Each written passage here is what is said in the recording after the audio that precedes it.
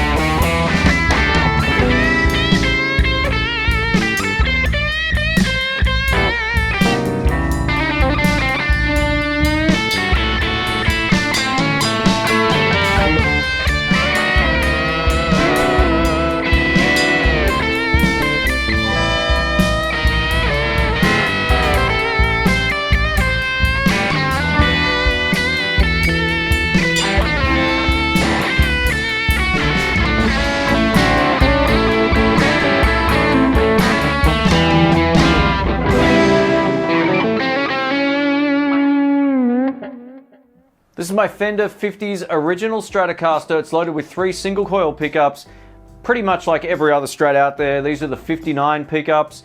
Also has just an absolutely beautiful neck. It's a soft V neck, so the point isn't as prominent as some of the ones out there.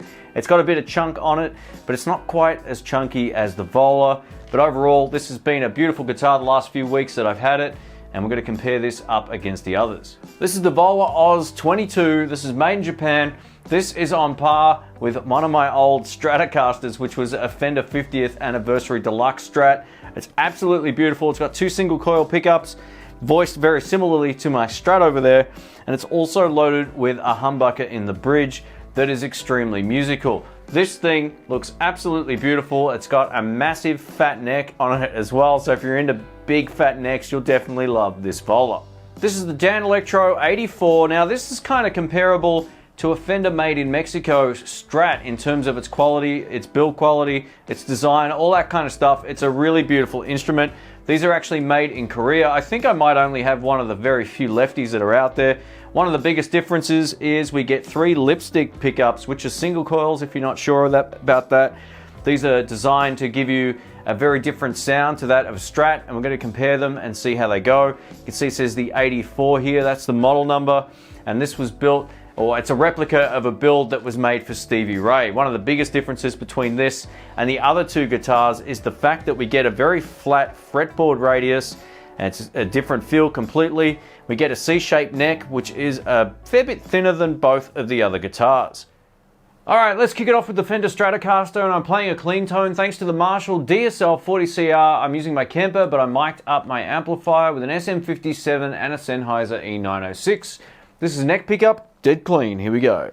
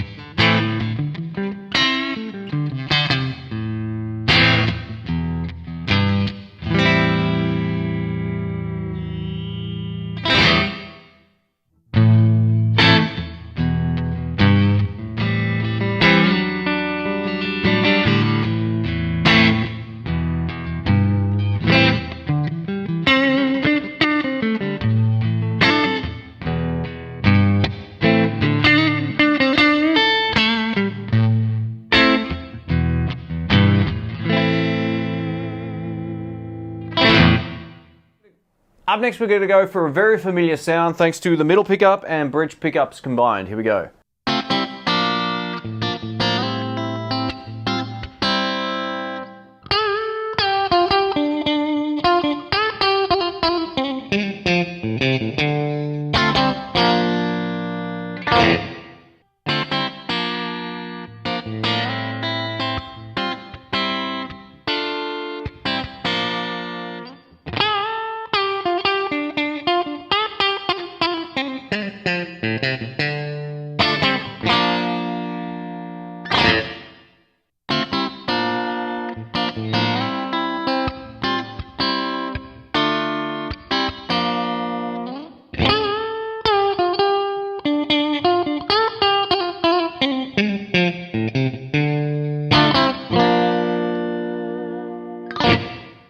And now let's try some dirty tones, starting on the bridge pickup. Here we go.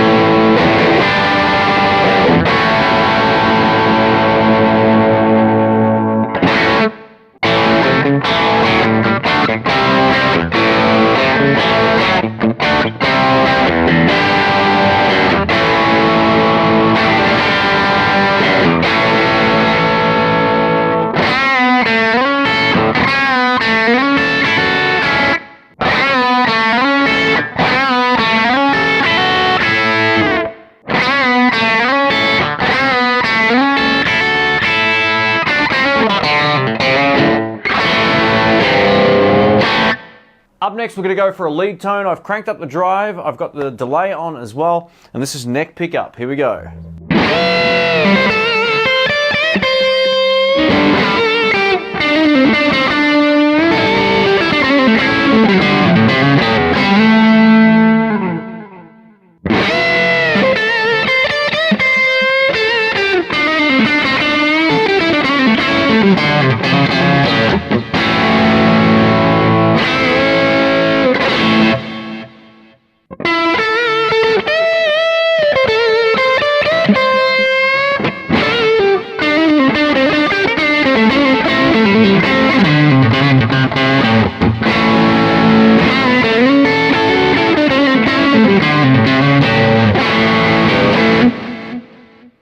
Alright, so there you have it. That's my three Strats compared. Now I'm going to give you my thoughts about each of them. So I'm going to start kind of like the opposite way around. The one I liked least in terms of feel and in terms of tone, hands down, the Danelectro. And now this isn't to say that it's a bad instrument at all, because it isn't. it's by far the most different out of them all. It's got a flat radius or a flat fretboard. So if you're used to something like an Ibanez or say something like a PRS or some of those guitars that has a much flatter fretboard, which means it gives you a different feel. You can lower the strings further without them buzzing. And it's weird because when I first played it, I knew something was different about it, but I wasn't exactly sure what it was.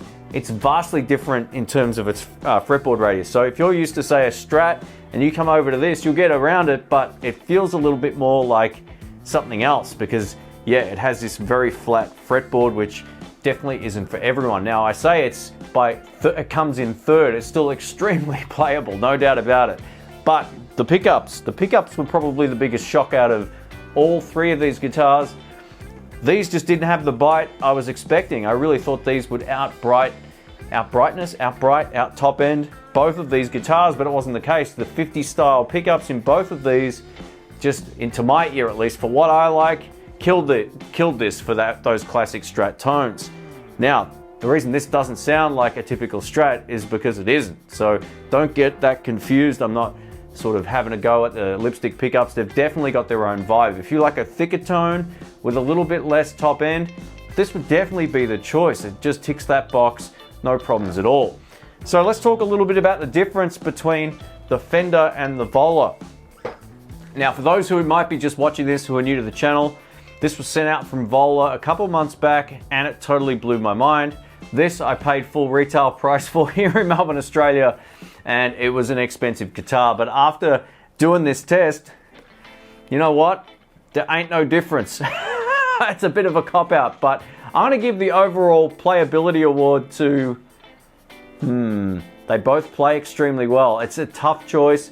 Tone-wise, it's a tough choice. I think the major difference between these two, obviously the humbucker and the bridge here, and the look is very different on the Vola, but it's very similar to a Strat. If you were used to playing a Stratocaster and you pick up a Vola, you're really not going to feel any difference. Now, the biggest difference between this and that, other than the pickup, is the neck is actually fatter than the soft V I've got on the back of that 50s one. So this, in terms of best value for money, tone, performance, quality, all that kind of stuff, for what you pay for, this is by far the winner. It absolutely is. This is a great guitar. It's as good as this. So if we're talking just straight up value for money, this would be the best one out of all of them. If you have a few extra bucks to spare and you're not a huge fan of buying something, you know, that's a little bit different or an offshoot of this kind of design, then go for the Strat. I have no hesitations in playing either of these two.